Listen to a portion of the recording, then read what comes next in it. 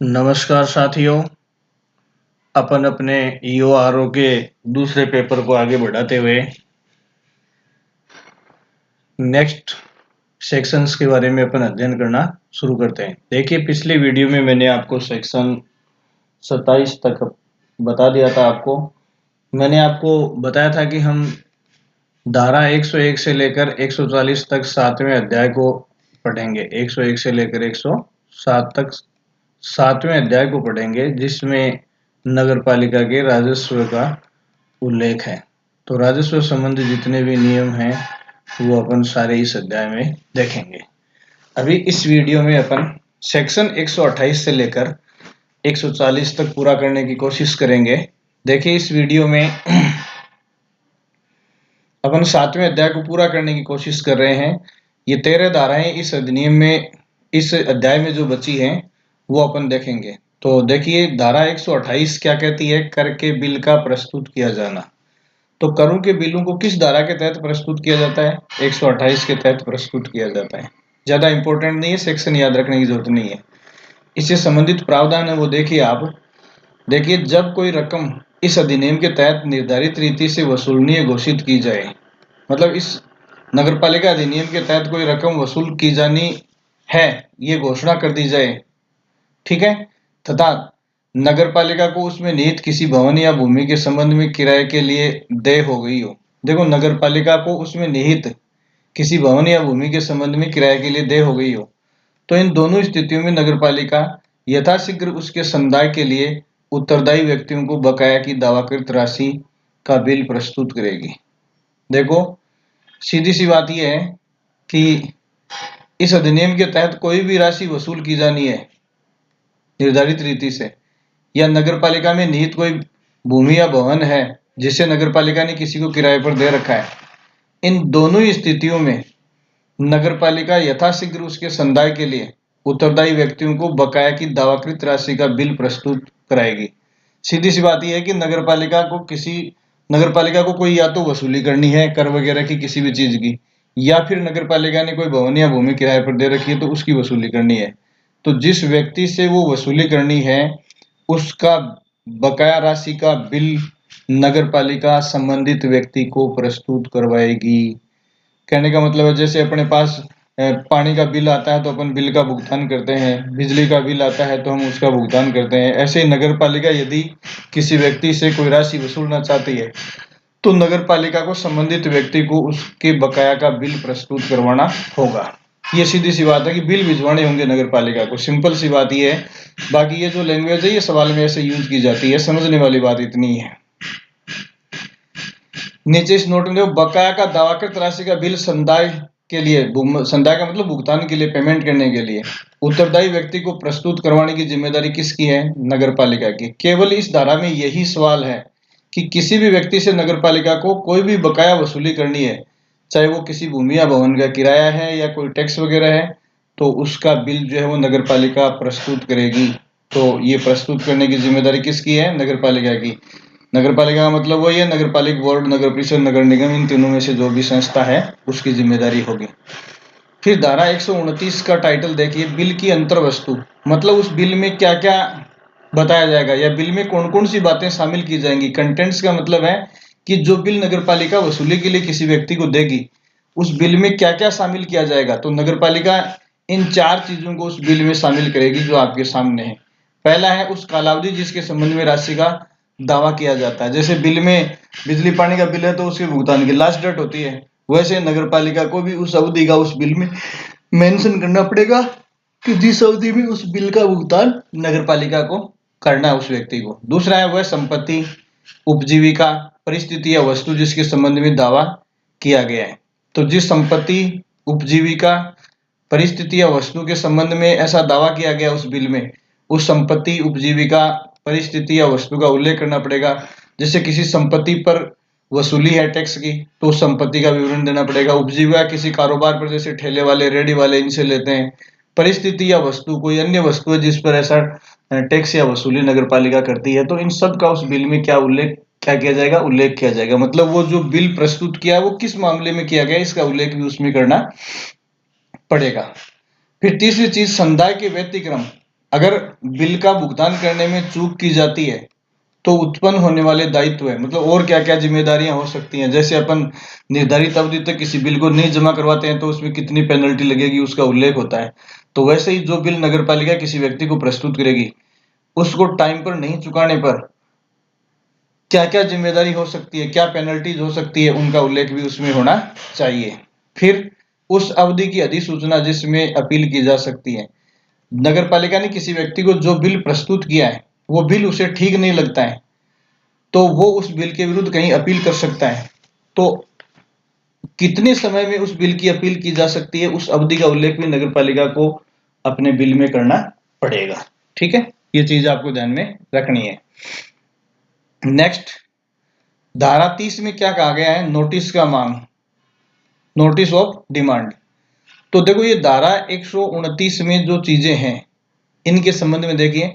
धारा 129 के तहत जिस राशि का बिल प्रस्तुत किया जाता है, ऊपर वाले चारों में से किसी का भी, उसका संदाय 15 दिन के भीतर या तो नगर पालिका कार्यालय में या फिर ऐसे संदाय का भुगतान करने के लिए प्राधिकृत व्यक्ति को कर दिया जाएगा। देखो जिस दिन धारा 129 में जो बिल पेश किया जाता है उसको 15 दिन में भुगतान किया जाएगा। यदि कोई व्यक्ति ऐसा बिल प्रस्तुत करने के बाद इस निर्धारित अवधि में भुगतान नहीं करता है तो नगर पालिका उस व्यक्ति पर इस आशय की मांग का नोटिस तामील कर सकेगी। नोटिस का प्रारूप चौथी अनुसूची में दिया गया है। देखिए यहाँ फिर 3 अनुसूचियों की बात अपन पहले कर चुके हैं। यहाँ देखिए धारा 129 में जो भी बिल नगर पालिका प्रस्तुत करती है उस बिल का भुगतान संबंधित व्यक्ति 15 दिन में करेगा।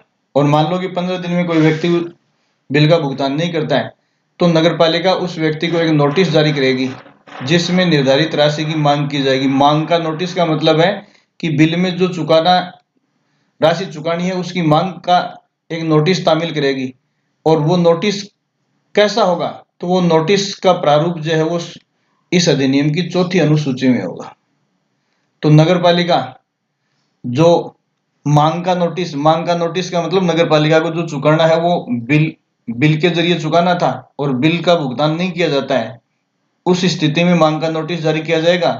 और उस नोटिस का प्रारूप क्या होगा? ये इस अधिनियम के पीछे लगी चौथी अनुसूची में दिया गया है।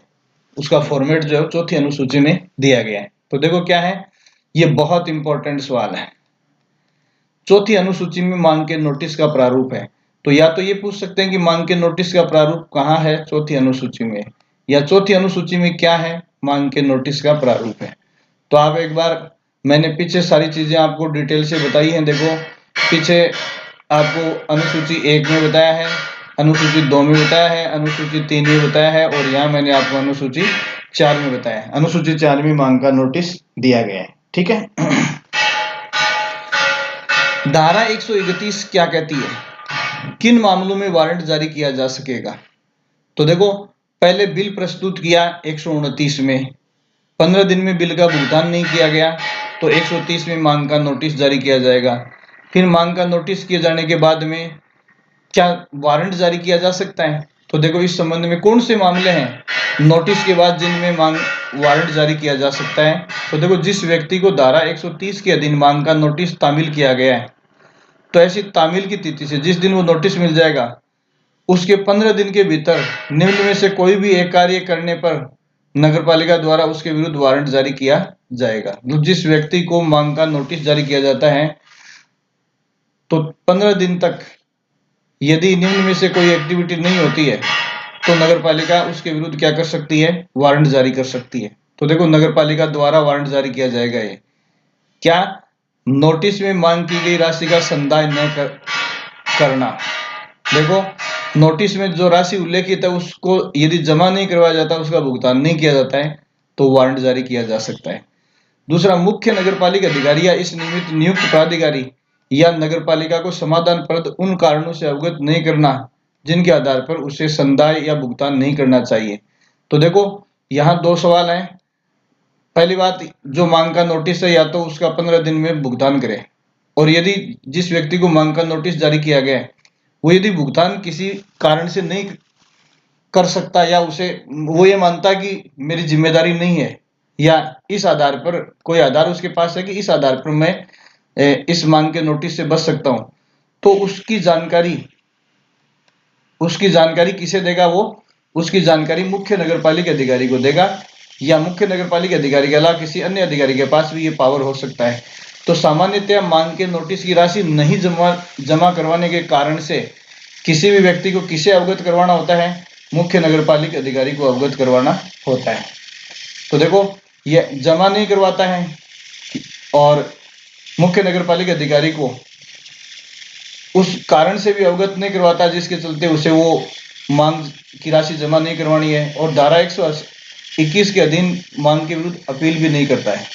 तो देखो, जिस व्यक्ति ने न तो राशि जमा करवाई है, न राशि जमा न करवाने का कारण मुख्य नगरपालिका अधिकारी को बताया, और ना ही उस नोटिस के विरुद्ध उसने अपील की है, ये तीनों ही कार्य जब नहीं होंगे तो ऐसी सिचुएशन में नगरपालिका ऐसे व्यक्ति के विरुद्ध वारंट जारी कर सकती है। और यदि इनमें से जैसे संदेह कर दिया, वारंट जारी नहीं किया जाएगा, या फिर मुख्य नगर पालिका अधिकारी को वो कारण बता दिया जिसके चलते उसे वो उसकी वो लाइबिलिटी या जिम्मेदारी नहीं बनती है, या धारा 100 मांग के विरुद्ध अपील का प्रावधान धारा 121 में है, तो धारा 121 में यदि मांग के विरुद्ध अपील कर दी है तो भी वारंट जारी नहीं किया जाएगा।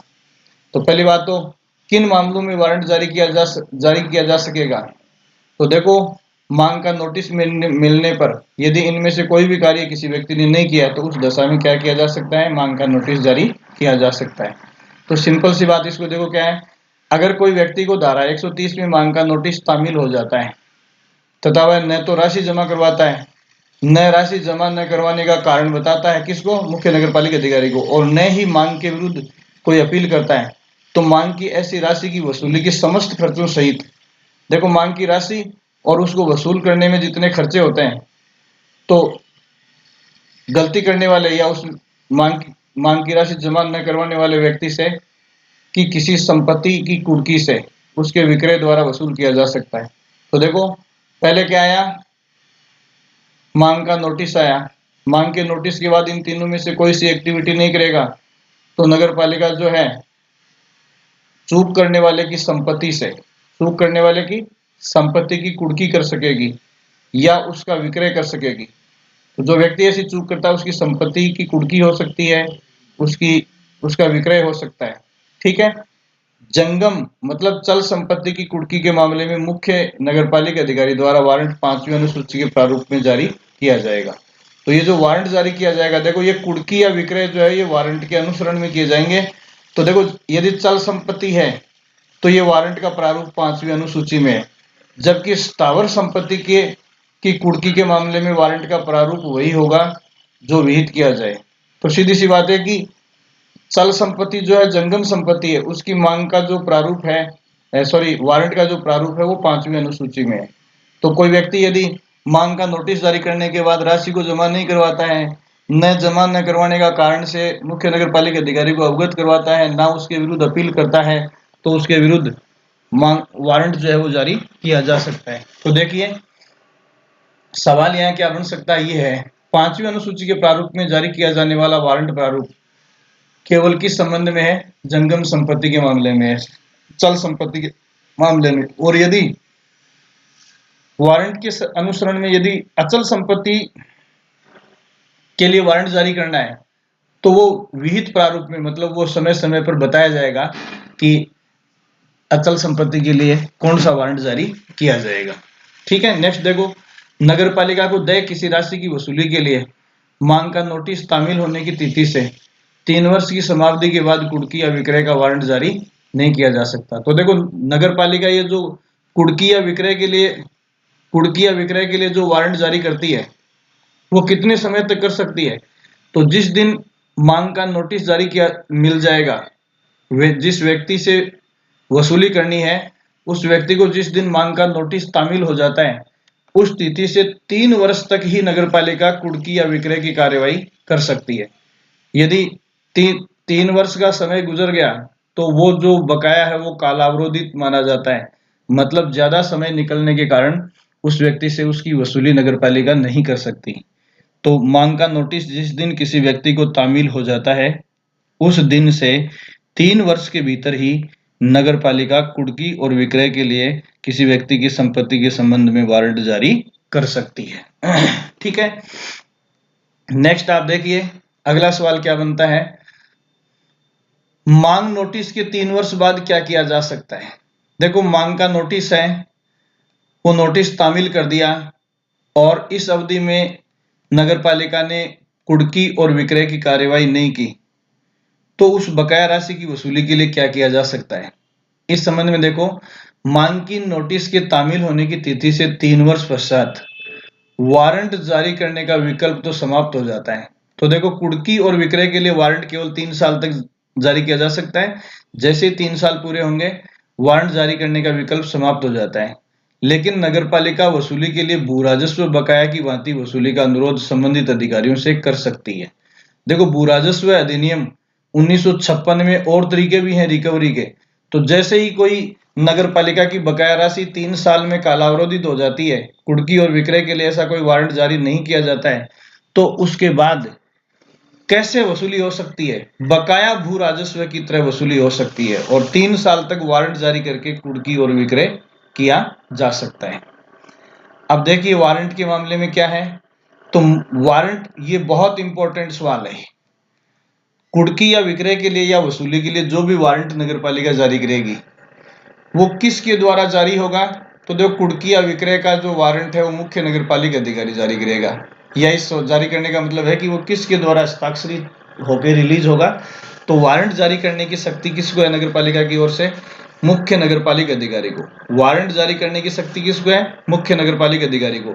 वारंट किस मामले में जारी किया जा सकता है, तो मांग की नोटिस के बाद यदि ऊपर वाले तीनों कार्य नहीं होते, या तो भुगतान कर दे या भुगतान न करने का कारण से मुख्य नगरपालिका अधिकारी को संतुष्ट कर दे या अपील कर दे, तब तो वारंट जारी किया नहीं जाएगा, अदरवाइज किया जाएगा। और वारंट जारी किया जाता है तो वारंट जारी करके क्या किया जा सकता है, या तो उस व्यक्ति की संपत्ति को कुर्क किया जा सकता है, या उस व्यक्ति की संपत्ति का क्या किया जा सकता है, विक्रय किया जा सकता है। ठीक है, ये चीज आपको ध्यान में रखनी है। तो देखो वारंट नगरपालिका की अधिकारिता के भीतर और बाहर दोनों ही मामलों में किया जा सकता है। मतलब ये मुख्य नगरपालिका अधिकारी कौन सी संपत्ति की कुर्की और विक्रय के लिए वारंट जारी कर सकती है, तो जिस आदमी की बकाया राशि है उसकी संपत्ति चाहे तो नगरपालिका की सीमाओं के भीतर हो या उस नगरपालिका की सीमाओं से बाहर भी ऐसे किसी व्यक्ति की संपत्ति है जिसका नगरपालिका को बकाया जो है वो है, तो ऐसे व्यक्ति के लिए नगरपालिका की सीमाओं के भीतर और बाहर दोनों ही मामलों में वारंट जारी किया जा सकता है। फिर यदि वारंट से संबंधित संपत्ति नगरपालिका की अधिकारिता के भीतर स्थित है, तो ये वारंट उसी नगरपालिका के किसी अधिकारी को संबोधित किया जाएगा। तो देखो वारंट को लागू करने का काम अधिकारियों का होता है, तो मुख्य नगरपालिका अधिकारी जो वारंट जारी करेगा, और वो वारंट यदि ऐसी संपत्ति के विक्रय या कुर्की से संबंधित है जो उसी नगरपालिका की सीमाओं में है, तो वो वारंट उसी नगरपालिका के अधिकारी को संबोधित किया जाएगा। मतलब उस वारंट को इस्तेमाल करने का पावर उसी नगरपालिका के किसी अधिकारी को संबोधित किया जाएगा। और यदि वारंट से संबंधित संपत्ति उस नगरपालिका के अलावा किसी अन्य नगरपालिका की अधिकारिता वाले क्षेत्र में स्थित है, तो उस दशा में वारंट या तो उस अन्य नगरपालिका के मुख्य नगरपालिका अधिकारी को संबोधित होगा या फिर उससे संबंधित तहसीलदार को संबोधित किया जाएगा। देखो जिस नगरपालिका को बकाया का भुगतान करना है, उस नगरपालिका से भिन्न किसी नगरपालिका में उस व्यक्ति की संपत्ति है, तो देखो वारंट मुख्य नगरपालिका अधिकारी या तो उस दूसरी नगरपालिका के मुख्य नगरपालिका अधिकारी को संबोधित करेगा या उसके तहसीलदार को संबोधित करेगा।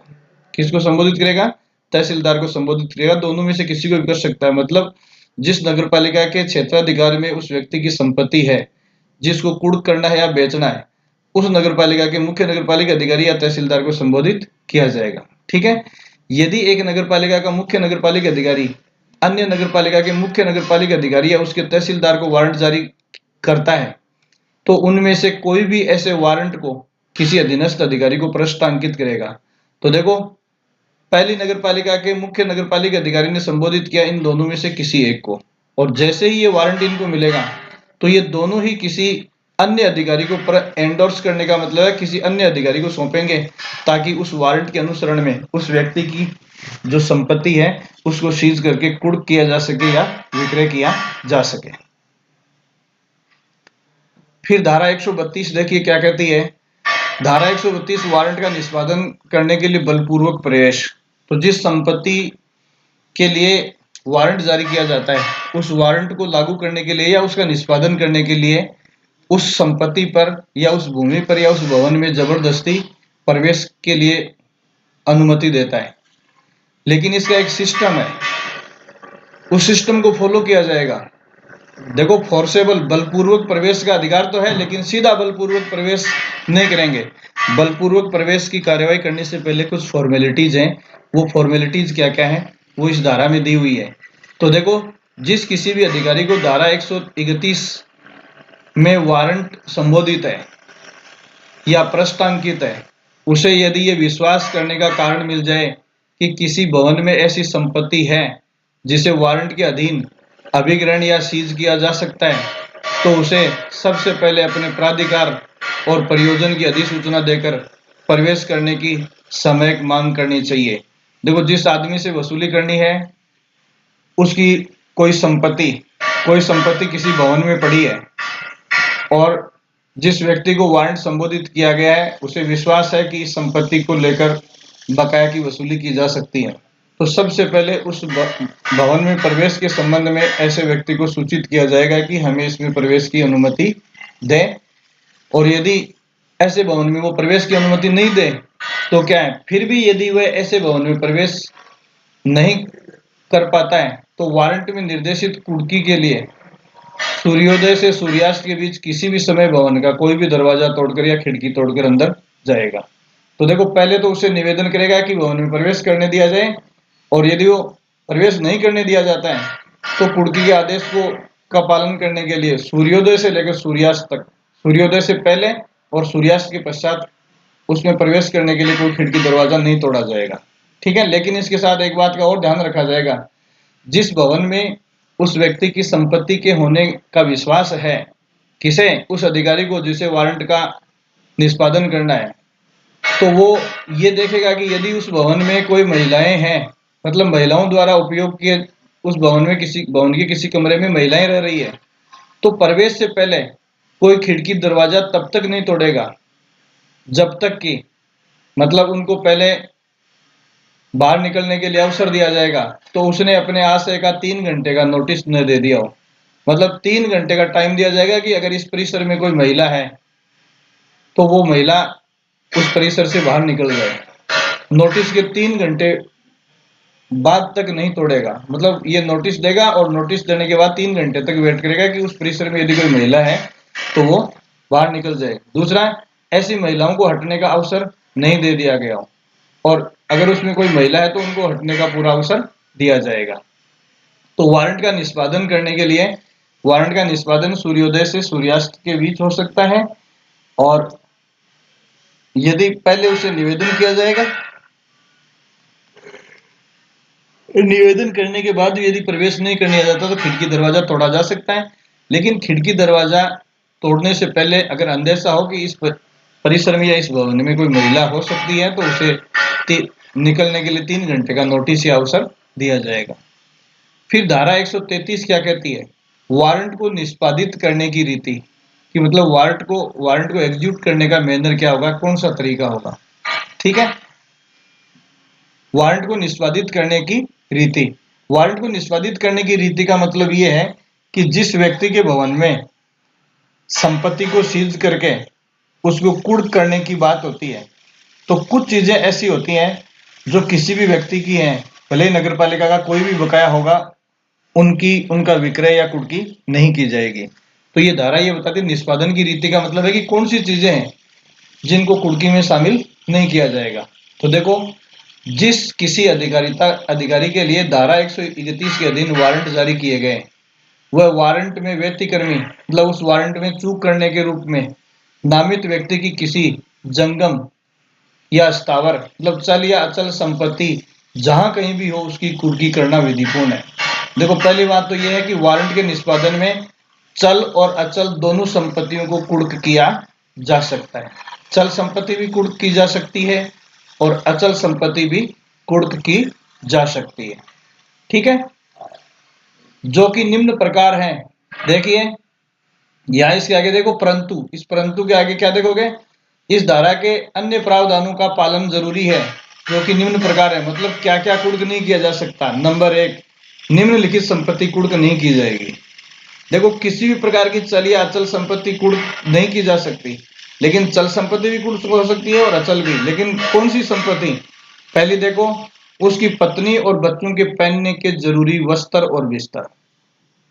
पत्नी और बच्चों के वस्त्र और बिस्तर कुर्क नहीं किए जाएंगे। उनके भोजन पकाने के बर्तन है वो कुर्क नहीं किए जाएंगे। और अगर कोई कारीगर है जिससे वसूली की जा रही है या जिसकी संपत्ति को कुर्क किया जा रहा है, वो यदि कोई शिल्पकार, कलाकार या कारीगर है, तो उसके औजार जो हैं, जैसे चेजारा है तो चेजे के औजार, या कोई चित्रकार है तो चित्रकारी से संबंधित औजार जो है, तो शिल्प संबंधित जो औजार है उनको कुर्क नहीं किया जाएगा।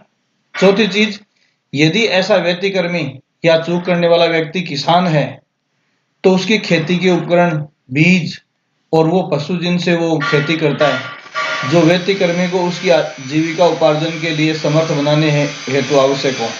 तो देखो किसान के खेती के उपकरण और पशु, शिल्पी के औजार, भोजन पकाने के बर्तन और पत्नी और बच्चों के अनिवार्य वस्त्र और बिस्तर, इनको क्या नहीं किया जाएगा? कुर्क नहीं किया जाएगा। ठीक है, ये चीजें हैं जिनको कुर्क नहीं किया जा सकता। तो सेक्शन 133 में मैनर में ये बताया गया है कि इन चीजों को कोई भी अधिकारी जो है किसी भी शर्त पे कुर्क नहीं करेगा। ठीक है, नेक्स्ट देखिए इसमें क्या है 133 में अगली चीज, यदि जंगम या चल संपत्ति की कुर्की की जाती है तो वह अत्यधिक नहीं की जा सकती। अर्थात कुर्क की जाने वाली जंगम संपत्ति या चल संपत्ति का मूल्य वारंट के अधीन वसूल की जाने योग्य रकम के लगभग या निकटतम अनुपात में ही होगी। देखो यहाँ बड़ी बात यह है कि जब किसी व्यक्ति की संपत्ति कुर्क की जाती है, ठीक है, तो जैसे मान लो कि किसी से नगर पालिका को 10,000 रुपये वसूल करने हैं। कितने रुपए वसूल करने हैं? 10,000 रुपये वसूल करने हैं। तो नगर पालिका जब किसी जंगम या चल संपत्ति को कुर्क करेगी तो 10,000 रुपये से ज्यादा की संपत्ति को कुर्क नहीं करेगी। लगभग 10,000 रुपये की चल संपत्ति को ही कुर्क करेगी। लेकिन अचल संपत्ति की बात आती है, जब भवन बेचना हो तो पूरा ही बेचा जाएगा, तो वो 10,000 रुपये से ज्यादा का भी हो सकता है। तो जहां चल संपत्ति को कुर्क किया जाता है वहां तो वारंट का निष्पादन करने वाला अधिकारी ये ध्यान रखेगा कि जो बकाया है उस राशि से अधिक की चल संपत्ति को कुर्क नहीं किया जाएगा। और यदि किन्हीं ऐसी वस्तुओं को कुर्क कर लिया जाता है जिन्हें कुर्क नहीं किया जाना चाहिए, तो किनको, ये ऊपर 4 टाइप की चीजें मैंने आपको बताई जिनको कुर्क नहीं किया था, गलती से इनको कुर्क कर दिया है, तो क्या होगा? धारा 131(1) में जिस व्यक्ति को वारंट पर हस्ताक्षर करने के लिए प्राधिकृत मुख्य नगरपालिका अधिकारी द्वारा किया गया है, वह प्राधिकारी ऐसी संपत्ति को तुरंत लौटाएगा। अगर इनमें से किसी संपत्ति को गलती से कुर्क कर दिया है तो ऐसी संपत्ति को क्या किया जाएगा? तुरंत लौटाया जाएगा। ठीक है, तो पहली बात तो जंगम संपत्ति जितना बकाया उससे ज्यादा कुर्क नहीं की जाएगी। दूसरी बात, जिन चीजों को कुर्क नहीं किया जा सकता उनमें से किसी को कुर्क कर दिया है तो तुरंत क्या किया जाएगा? लौटाया जाएगा। फिर देखिए, जंगम या चल संपत्ति की कुर्की करने वाला अधिकारी संपत्ति को कुर्क करने पर तुरंत एक सूची बनाएगा।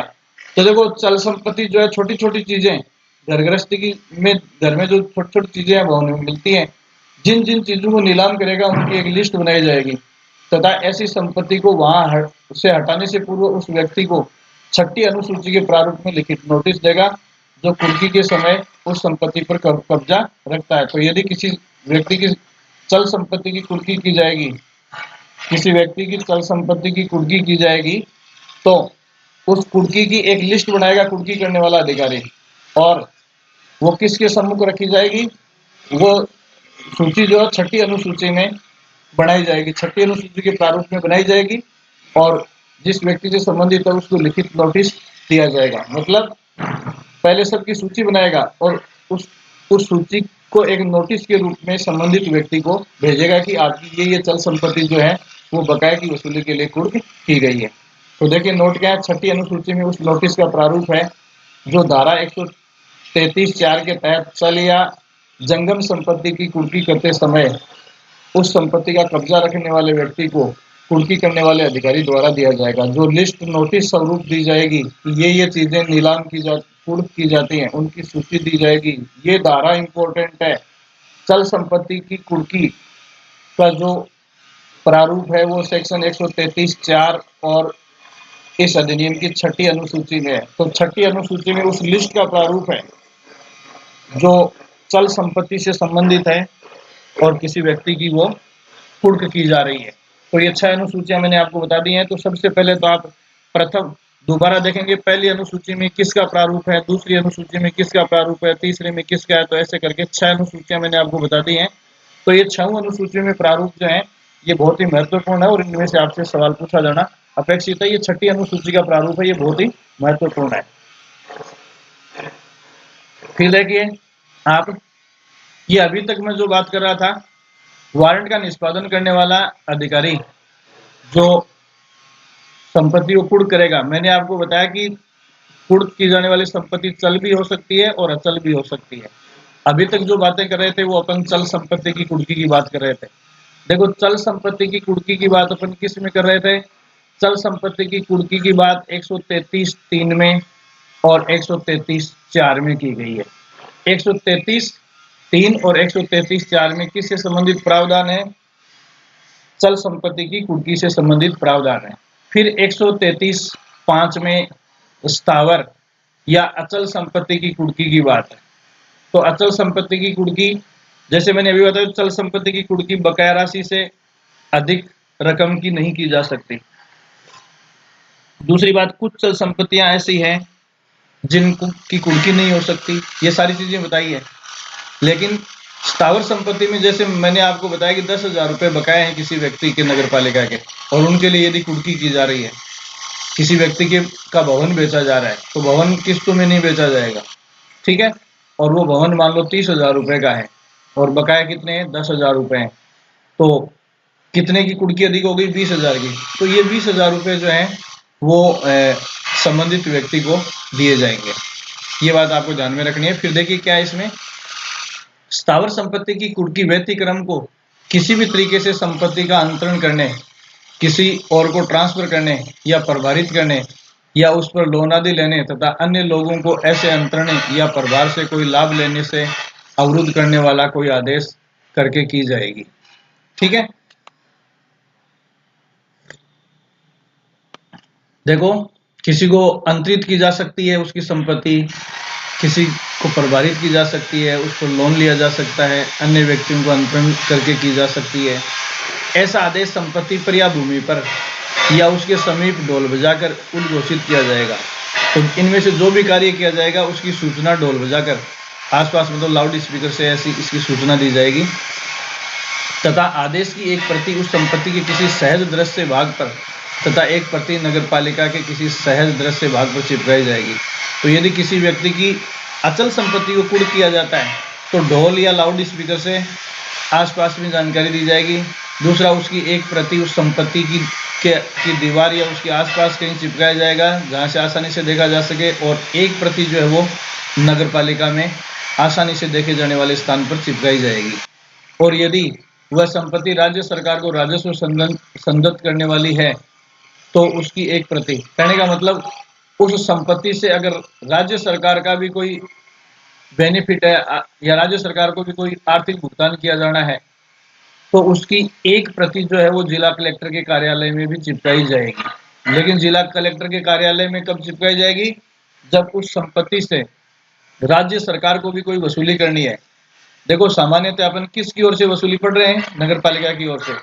तो यदि नगर पालिका की ओर से वसूली की जा रही है तो नगर पालिका में और उस संपत्ति पर नोटिस चिपकाया जाएगा। और यदि राज्य सरकार की बकाया है तो राज्य सरकार को प्रति नहीं भेजी जाएगी। अगर राज्य सरकार के प्रति भी उस संपत्ति की लायबिलिटी है तो उसकी एक प्रति जिला कलेक्टर के कार्यालय में चिपकाई जाएगी। ठीक है, ऐसी कुर्की के बाद तथा मुख्य नगर पालिक अधिकारी की अनुज्ञा के बिना उस संपत्ति के अंतरण या उस पर सृजित कोई प्रभार नगर पालिका के समस्त दावों के विरुद्ध शून्य होगा। ये देखना,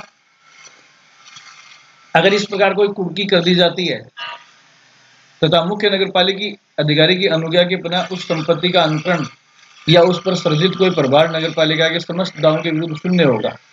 तो ध्यान रखने वाली बात यह है कि मुख्य नगरपालिका अधिकारी की अनुज्ञा से ही ऐसा काम किया जाना चाहिए। इसके लिए परमिशन देने वाली शक्ति जो है मुख्य नगरपालिका अधिकारी ही है। तो 133 में पहले चल संपत्ति की कुर्की की बात है, 133(3) में और 133(4) में, और 133(5) में किसकी बात है? अचल संपत्ति की कुर्की की बात है।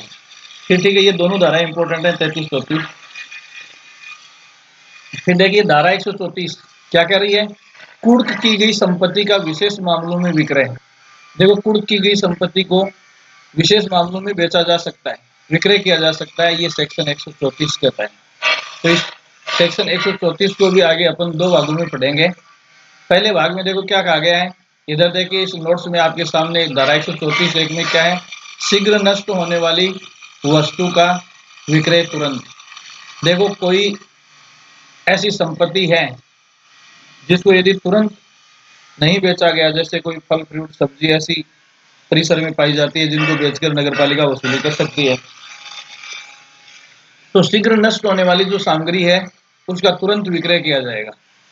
ठीक है, तो देखो धारा 133 के तहत कुर्की के द्वारा अभिग्रहित या सीज की गई संपत्ति की प्रकृति यदि ऐसी है कि वह जल्दी नष्ट होने वाली है, अथवा उससे वसूल की जाने वाली रकम और उसे अभिरक्षा में रखे जाने के खर्चे कुल मिलाकर उसके मूल्य से अधिक होने की संभावना है।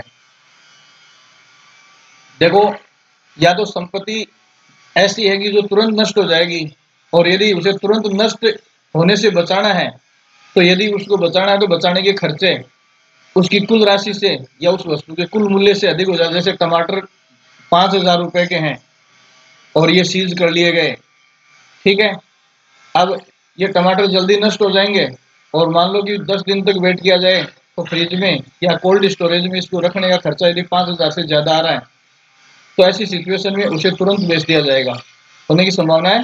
तो देखो, मुख्य नगरपालिका अधिकारी उस व्यक्ति को उस संपत्ति के तुरंत विक्रय का नोटिस देगा। ये प्रोसेस देखना, यदि कोई सामग्री तुरंत नष्ट होने वाली है संपत्ति, तो उसके सीज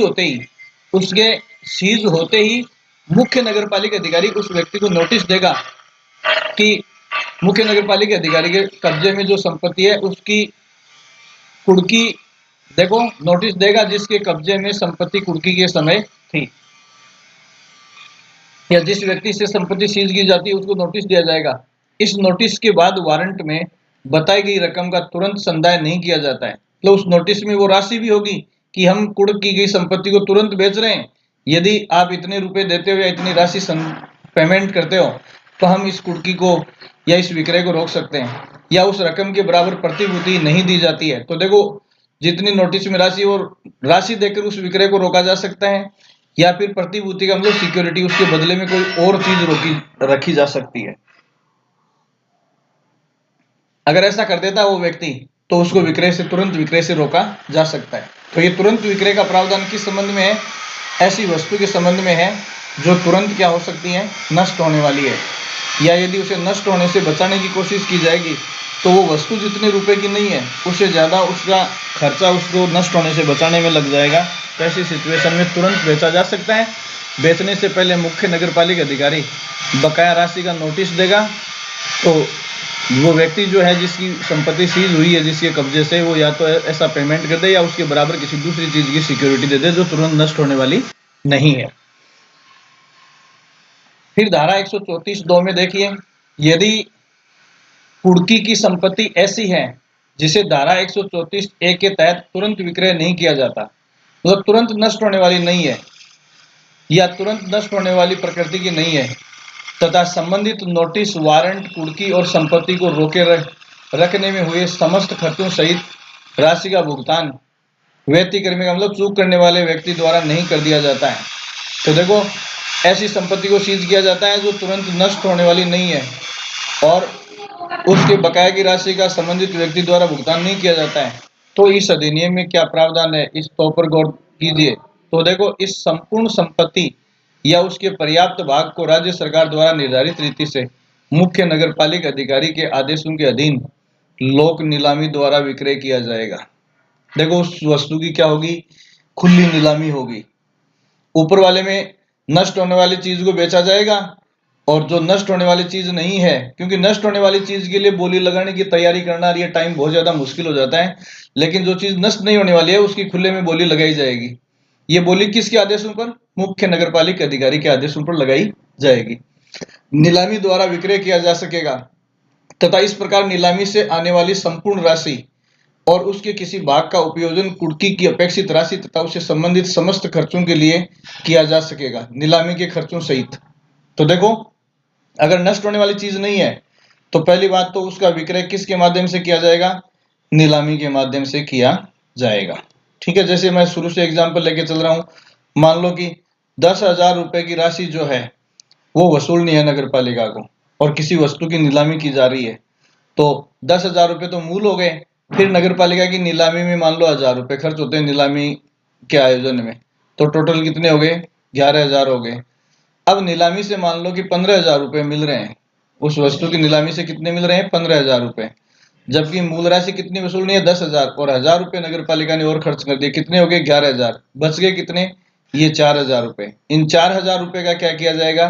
तो देखिए, इस प्रकार नीलामी से विक्रय के द्वारा कुर्की एवं खर्चों के कुल योग से अधिक रकम या राशि प्राप्त होती है तो उस अधिशेष राशि को नगरपालिक निधि में जमा करवाकर, तो यह राशि कहाँ जाएगी? नगरपालिक निधि में जाएगी। पहले कहाँ जमा करवाई जाएगी? नगरपालिक निधि में जमा करवाएंगे। पहले नगरपालिक निधि में जमा करवाएंगे, करवाकर उस व्यक्ति को उस अधिशेष राशि का नोटिस दिया जाएगा। जिस व्यक्ति की संपत्ति है उसको नोटिस दिया जाएगा कि 11,000 रुपए तो मूल रिकवरी और नीलामी के खर्चों में चले गए और उसके अलावा 4,000 रुपए आपके बचे हैं। कितने रुपए बचे हैं? ये 4,000 रुपए बचे हैं। इस बात का नोटिस दिया जाएगा उसे जिसके कब्जे में कुर्की के समय वह संपत्ति थी। जिस आदमी के कब्जे से संपत्ति को सीज किया जाता है उसको ये नोटिस दिया जाएगा, चाहे वो मूल स्वामी हो या उसका कोई एजेंट हो। ठीक है, वह व्यक्ति नोटिस की तारीख से 1 माह तक, जैसे ही नोटिस मिल जाएगा, किस बात का? इस बात का कि आपके 4,000 रुपए नगरपालिका निधि में पड़े हैं, ठीक है, आप ले सकते हो। तो ये नोटिस जिस दिन उस व्यक्ति को मिल जाएगा उसके बाद 1 वर्ष के भीतर, कितने साल तक? 1 साल तक वो व्यक्ति इन 4,000 रुपयों की निकासी कर सकता है, ले सकता है। या 1 वर्ष तक देखो लिखित आवेदन देगा वो कि यह अधिशेष राशि मेरी है और मुझे दी जाए, उसे प्रतिदाय किया जाएगा। लेकिन यदि ये 1 वर्ष है, या वर्ष और लिखेंगे यहाँ, लेकिन यदि 1 वर्ष के भीतर दावा नहीं करता है तो नगरपालिका की संपत्ति हो जाएगी।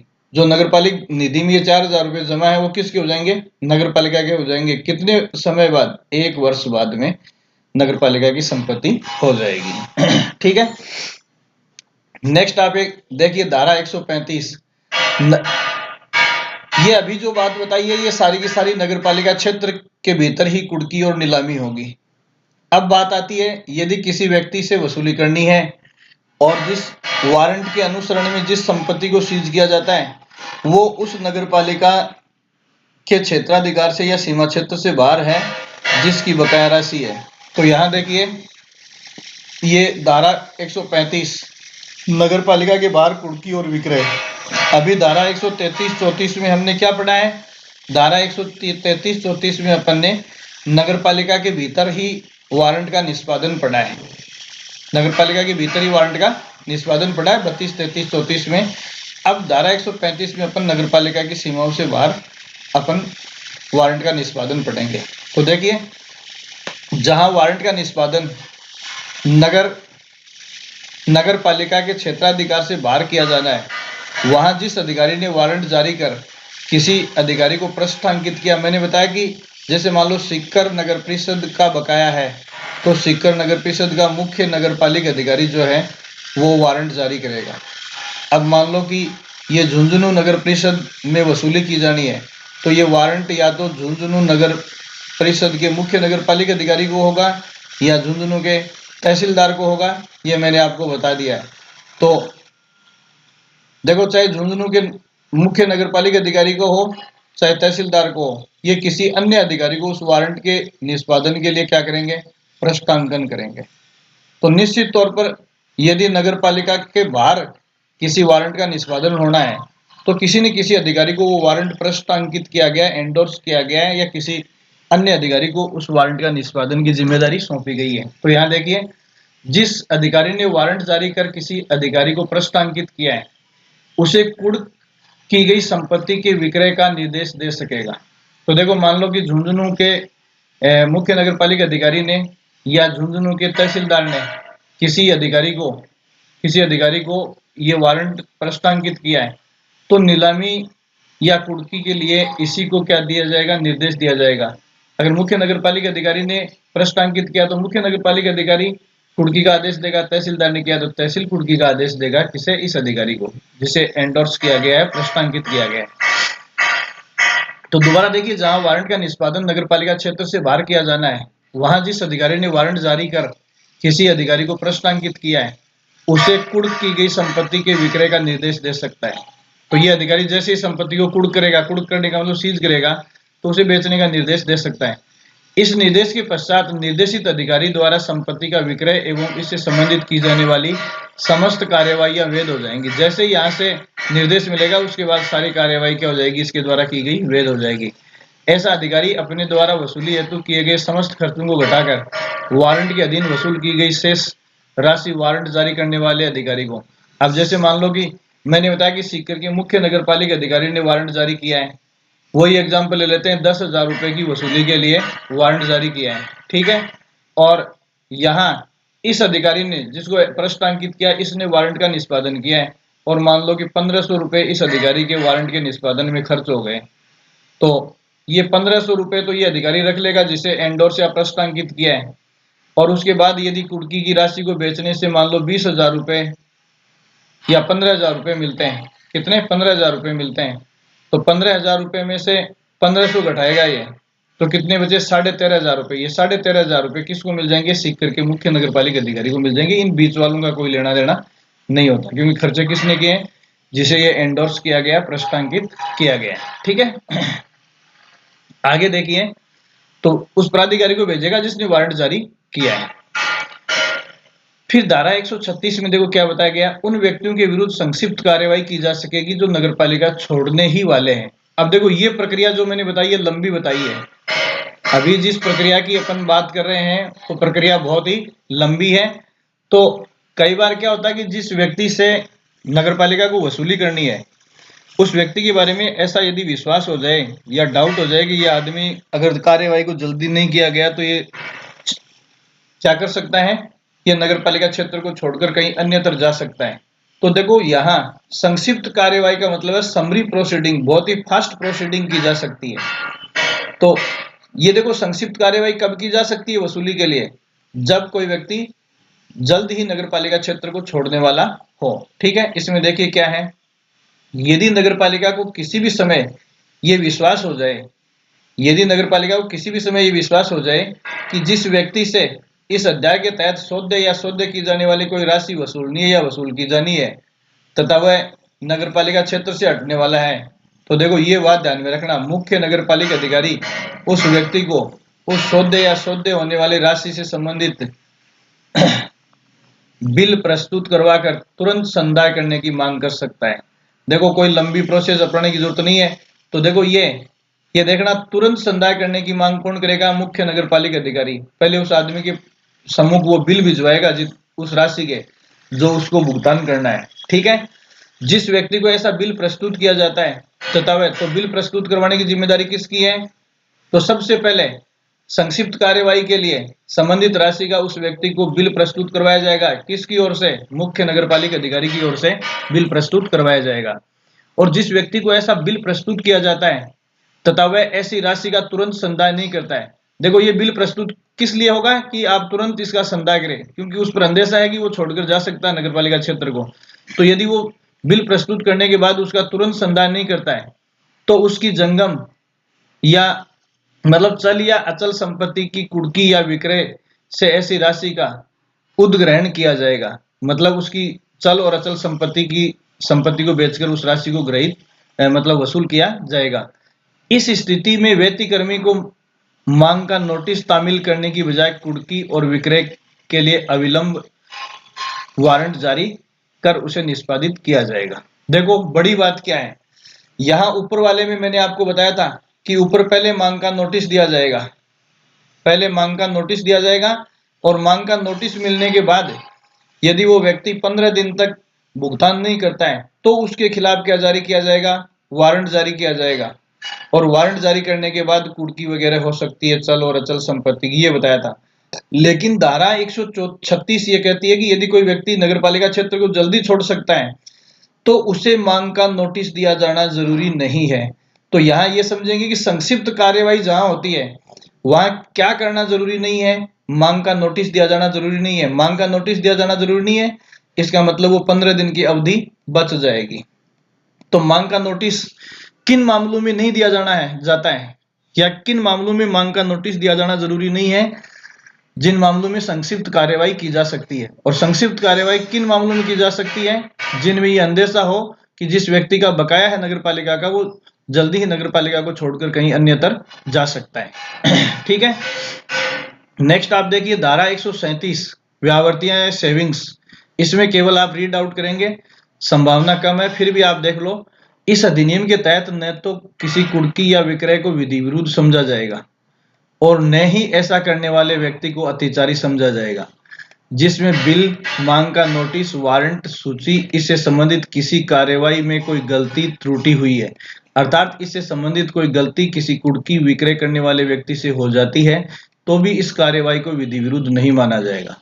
तो देखो धारा 137 ये क्या कहती है, देखो कोई बिल प्रस्तुत करने में, मांग का नोटिस देने में, कोई वारंट जारी करने में, या फिर चल संपत्ति की कुर्की की जाती है तो उसकी लिस्ट बनाने में, सूची बनाने में किसी भी प्रकार की कोई गलती हो जाती है। व्यावर्तियां करने का मतलब कुर्की के मामले में जो भी कार्य किए जाते हैं वो कार्य करने में किसी भी अधिकारी से कोई भी गलती हो जाती है तो उस गलती के आधार पर कुर्की की कार्यवाही को विधि विरुद्ध नहीं माना जाएगा।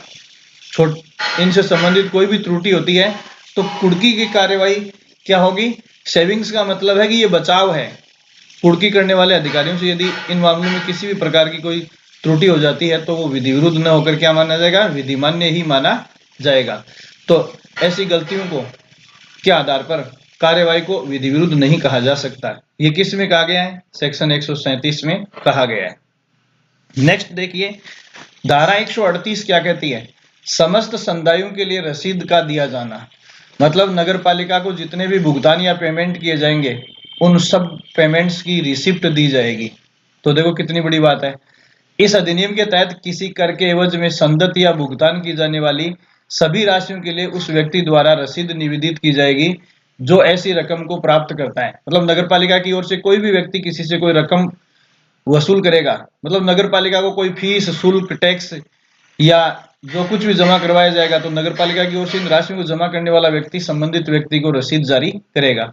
इस रसीद में रकम के साथ उस कर का उल्लेख होगा, मतलब कितनी रकम ली है और किस टैक्स के लिए वो रकम ली गई है उसका भी उल्लेख किया जाएगा, जिसके मध्य या एवज में वह रकम संदत या भुगतान की जाती है। तो किसी भी प्रकार का टैक्स चुकाया जाएगा तो उस टैक्स के बदले में नगर पालिका की ओर से रसीद जारी की जाएगी। ठीक है, नेक्स्ट धारा 139 में देखो वाद लाने की अनुकल्पी शक्ति, alternative power of bring suit. ठीक है, ये किस मामले में है? देखो नगरपालिका का मुख्य नगरपालिका अधिकारी क्या करेगा? कुर्की और विक्रय के लिए वारंट जारी करेगा और उस वारंट के मामले में क्या कोर्ट में जाया जा सकता है? तो यह इस संबंध में आप क्या देखेंगे? देखो क्या, या इसको दूसरे तरीके से देखेंगे, धारा 139 क्या कहती है कि मान लो कि नगरपालिका की कोई बकाया राशि किसी व्यक्ति के ऊपर है, किसी व्यक्ति के ऊपर नगरपालिका की बकाया राशि है और उस बकाया राशि को वसूल करने के लिए मुख्य नगरपालिका अधिकारी चल और अचल संपत्ति की कुर्की के लिए वारंट जारी कर सकता है। और ऊपर जो प्रक्रिया बताई है उस प्रक्रिया से उस राशि को वसूला जा सकता है। लेकिन मान लो कि कोई मुख्य नगरपालिका अधिकारी वारंट जारी करके कुर्की और विक्रय नहीं चाहता, वारंट के माध्यम से कुर्की और विक्रय की प्रक्रिया नहीं चाहता, तो उस मुख्य नगरपालिका अधिकारी के पास और क्या विकल्प है? इस संबंध में ये धारा एक विकल्प, अल्टरनेटिव का मतलब होता है एक और विकल्प देती है। तो देखो यदि कोई मुख्य नगरपालिका अधिकारी कुर्की और विक्रय की कार्यवाही नहीं करना चाहता तथा वह मांग की संपूर्ण या आंशिक वसूली में विफल हो जाता है तो वह संदाय मतलब भुगतान के लिए दायी व्यक्ति के विरुद्ध अधिकारिता वाले न्यायालय में वाद ला सकता है। ये बात ध्यान में रखना। तो जब कोई मुख्य नगरपालिका अधिकारी कुर्की और विक्रय के जरिए वसूली नहीं करना चाहता और बाकी तरीकों से वसूली करने में वो विफल हो गया है। देखो, अन्य तरीकों से वो विफल रिकवरी कर नहीं पाया है, वसूली कर नहीं पाया, और कुर्की और विक्रय वो करना नहीं चाहता, तो वो क्या करेगा, वो उस मामले में अधिकारिता रखने वाले न्यायालय में वाद दाखिल करेगा उस व्यक्ति के विरुद्ध जिससे वसूली की जानी है। तो देखो, जहां वारंट, तो क्या वारंट के जरिए कुर्की और विक्रय अंतिम विकल्प नहीं है, इसके अलावा एक विकल्प और दिया है कि संबंधित न्यायालय में वाद ला सकता है। तो वाद लाने की शक्ति किसको है? मुख्य नगरपालिक अधिकारी को है। किसको है? मुख्य नगरपालिक अधिकारी को है, क्योंकि वसूली की जिम्मेदारी भी किसकी है? मुख्य नगरपालिक अधिकारी की है। फिर देखिए धारा 140 क्या कहती है। तो धारा 140 ये कहती है कि करों के लिए भूमि, भवन आदि पर दायित्व है। तो देखो, टैक्स वगैरह की जो जिम्मेदारी है वो यदि व्यक्ति नहीं चुकाता है, अगर कोई व्यक्ति भूमि और भवन से संबंधित टैक्स को नहीं चुकाता है, तो वो जिम्मेदारी आदमी से हटकर क्या उस भूमि को बेचकर या भवन को बेचकर ली जा सकती है। तो इस संबंध में देखिए क्या है, भूमियों या भवनों या दोनों पर अधिरोपित किसी के एवज में सौदे समस्त राशियां तथा यदि राज्य सरकार का कोई सौदे भू राजस्व हो तो ऐसी भूमि या भवन के संबंध में कर उद्ग्रहणीय है तथा ऐसे भवन में कोई जंगम संपत्ति पाई जाती है तो कर के लिए दायी व्यक्ति की है तो वह संपत्ति उद्ग्रहणीय कर के प्रथम प्रभार में होगी। देखो, कोई व्यक्ति टैक्स वगैरह नहीं चुका पाता है तो उसकी भूमि या भवन पर सबसे पहले यह देखा जाएगा कि वहां कोई क्या पड़ी है? जंगम संपत्ति, चल संपत्ति पड़ी है। और वो चल संपत्ति किसकी होनी चाहिए? उसी व्यक्ति की होनी चाहिए जिसके ऊपर टैक्स की लायबिलिटी है। जैसे टैक्स की लायबिलिटी मेरे ऊपर है और मेरे घर में कोई चीज पड़ी है लेकिन वो मेरी नहीं है, तो उस चीज को बेचकर उस कर की वसूली नहीं की जा सकती। ठीक है, अर्थात उद्ग्रहणीय कर के अलावा यदि उत्तरदायी व्यक्ति पर कोई अन्य उधारी है तो पहले उस भवन या भूमि से बकाया या उद्ग्रहणीय कर को चुकाया जाएगा और उसके बाद यदि कोई शेष राशि बचती है तो अन्य उधारियों को बाद में चुकाया जाएगा। देखिए, किसी भवन के ऊपर किसी व्यक्ति ने लोन ले रखा है, एक तरफ क्या है? लोन ले रखा है, इसको समझेंगे आप, लोन ले रखा है। दूसरी तरफ नगरपालिका का टैक्स बकाया है। क्या? नगरपालिका का टैक्स बकाया है। तो जब भी इस भवन को विक्रय किया जाएगा, किसके लिए? इनकी रिकवरी के लिए, तो पहले लोन चुकाया जाएगा या टैक्स? तो पहले टैक्स चुकाया जाएगा, उसके बाद बैंक का लोन चुकाया जाएगा। यही बात है ये कि पहले उस भवन या भूमि के बकाया या उद्ग्रहणीय कर, उस भूमि के ऊपर जो टैक्स है उनको चुकाया जाएगा और उसके बाद कोई शेष राशि बचती है, टैक्स पूरा वसूलने के बाद भी यदि राशि बचती है तो लोन वगैरह को या अन्य उधारियों को चुकाया जाएगा। लेकिन यदि स्वामी के अलावा कोई अन्य व्यक्ति उस भूमि या भवन का अधिभोगी है तो उससे ऐसे कर की वसूली नहीं की जाएगी। जैसे किसी व्यक्ति ने भवन के ऊपर लोन लिया है, भवन के ऊपर लोन लिया है, ठीक है, अब ये लोन भी बकाया हो गया और इस भवन के ऊपर टैक्स भी बकाया हो गया और जिस व्यक्ति का ये भवन है उसने इसे किसी को किराए पर दिया है, तो किराएदार जो है वो इसका अधिभोगी हो गया। तो क्या ये टैक्स या ये लोन इस किराएदार से वसूला जा सकता है? नहीं। यही बात है, यदि स्वामी के अलावा कोई अन्य व्यक्ति उस भूमि या भवन का अधिभोगी है तो उससे ऐसे कर की वसूली नहीं की जाएगी यदि वह सौदे रकम क्या है। अब देखो, यहाँ लिमिट है, ये इंपॉर्टेंट है। यदि वह सौदे रकम 1 वर्ष से अधिक समय से सौदे रही है, मतलब 1 साल से पहले भी वो उधारी थी, तो वसूल नहीं किया जाएगा। दूसरा, यदि वह अधिभोगी के अधिभोग से पहले से ही सौदे रही है, तो किराएदार के आने से पहले या अधिभोगी के आने से पहले ही मतलब वो उसके ऊपर जिम्मेदारी बनी हुई है। ठीक है, यदि 1 वर्ष से कम समय हुआ है या अधिभोगी के आने के बाद कोई लायबिलिटी इस भवन पर बनी है तो वो किससे? अधिभोगी से वसूली जा सकती है। तो अधिभोगी से केवल वही लायबिलिटी वसूली जा सकती है जो या तो 1 वर्ष की समयावधि से कम अवधि में खड़ी हुई है जो राशि या मांग, या अधिभोगी के अधिभोग के बाद में अगर कोई मांग खड़ी होती है तो वो वसूली जा सकती है। किराएदार के आने से पहले कोई लायबिलिटी बनी है, चुकाने के लिए बाध्य नहीं है, या 1 वर्ष से अधिक समय से पहले की है तो भी बाध्य नहीं है। इस प्रकार मैंने सेक्शन 101 से लेकर 140 तक इन 40 धाराओं में चैप्टर 7 को आपको अच्छी तरह से समझा दिया है। 1 बाय 1 एक सेक्शन को आप देखेंगे। नेक्स्ट चीज को अपन अगले वीडियो में डिस्कस करेंगे। Thank you so much.